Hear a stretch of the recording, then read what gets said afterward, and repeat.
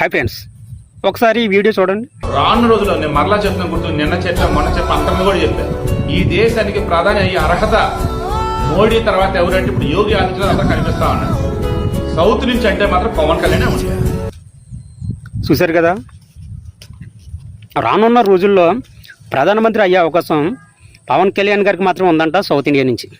ఎలాంటి వాళ్ళందరూ జర్నలిజంలోకి వచ్చి ఏదో ఒక రాజకీయ పార్టీకి చెక్కబదన మాత్రం చేస్తున్నారు. ఎలాంటి వాళ్ళందరూ ఎలాంటి వార్తలు చెప్పుకునే బదులు శిలక జ్యోతిష్యం చెప్పుకుంటే బాగుంటుందని చెప్పేసి అనుకుంటున్నాను. జర్నలిజం ముసుగులో తప్పును ఒప్పు చేస్తున్నారు, ఒప్పును తప్పు చేస్తున్నారు ఇలాంటి వాళ్ళందరూ. బాగా చెప్తున్నావయ్యా, ఎన్డీఏ తరపున సౌత్ నుంచి పవన్ కళ్యాణ్ గారికి మాత్రమే ప్రధానమంత్రి అయ్యే అవకాశం ఉందని నువ్వు ఎలా చెప్తున్నావు? ఆయన ఒంటరిగా పోటీ చేస్తే కనీసం ఒక ఎంపీ సీటు పట్టుమని ఒక 5 అసెంబ్లీ సీట్లు కూడా గెలవలేని పరిస్థితి అయింది. మొన్న టీడీపీతో పొత్తు పెట్టుకుని ఏదో కొన్ని సీట్లు గెలుచుకుని ఊపిరి పీల్చుకుంటే నువ్వేమో సీఎం అవుతావు, పీఎం అవుతావని లేని పని ముచ్చట్లు చెప్పి మొలగశెట్టి ఎక్కించి ఏం చేద్దారని చెప్పేసి ఆయనే చెప్తున్నారు కదా, 15 సంవత్సరాల వరకు సీఎం పదవిలో చంద్రబాబు నాయుడు గారు మాత్రమే ఉంటారని చెప్పేసి. మీలాంటి వాళ్ళందరూ ఏకంగా పీఎం అయిపోతారని చెప్తున్నారు. మీలాంటి వాళ్ళు మాటలు వింటే కనుక జనసేన పార్టీ పరిస్థితి ఏ విధంగా ఉంటుందంటే, కొండ నెలకు మందేస్తే ఉన్న నెలకు ఊడిపోయిందంట, ఆ విధంగా ఉంటుంది. మీలాంటి వాళ్ళందరూ జర్నలిజం ముసుగులో ఏదో ఒక పార్టీకి బంద్ చేస్తున్నారు. అది ఏ పార్టీ అయినా, టీడీపీ అయినా, వైఎస్ఆర్ అయినా, జనసేన అయినా. మీలాంటి జర్నలిస్టులు ఏం చేయాలి తెలుసు కదా.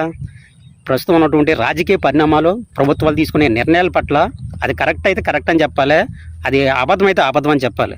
అధికారంలో ఉన్న పార్టీకి ప్రతి ఒక్కరూ భజన చేయడం బాగా అలవాటైపోయింది మన తెలుగు రాష్ట్రాల్లో.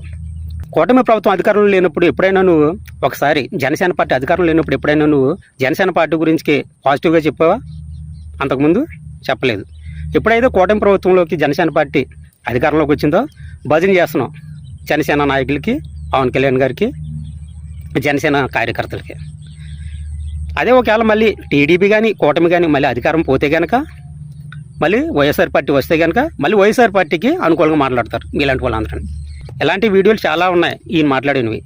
ఏదైనా మర్డర్ జరిగితే ఆ మర్డర్లోకి వెళ్ళిపోయి పోలీసులు కూడా ఎంక్వైరీలో ఏమీ తెలియకుండానే ఏదైనా చెప్పేస్తాడు, ఇలా జరుగుంటుంది, ఇలా జరుగుంటుంది అని చెప్పేసి. రాబోయే కాలంలో ఏం జరుగుతుంది అన్నది కూడా ఇతని వీడియోలో చాలా ఈజీగా చెప్పేస్తుంటాడు. ఇతని వీడియోలో ఒకసారి చూడండి, ఇతని వీడియోలో ప్రతి వీడియో కూడా ఇతను ఊహించుకుంటాడు. ఊహించుకుని ఇది ఎలా జరగబోద్ది రాసి పెట్టుకోండి. ఏంటయ్యా రాసి పెట్టుకుండేది? ఏమన్నా బ్రహ్మం గారువా నువ్వు, లేకపోతే జ్యోతిష్యం ఏమన్నా చెప్పుకుంటున్నావా? మీరు చెప్పే న్యూస్కి మళ్ళీ జర్నలిజం అని ముసుగు మళ్ళీని ప్రజలు మోసం చేయడానికి. ఓకే ఫ్రెండ్స్, జై భీమ్, జై భారత్.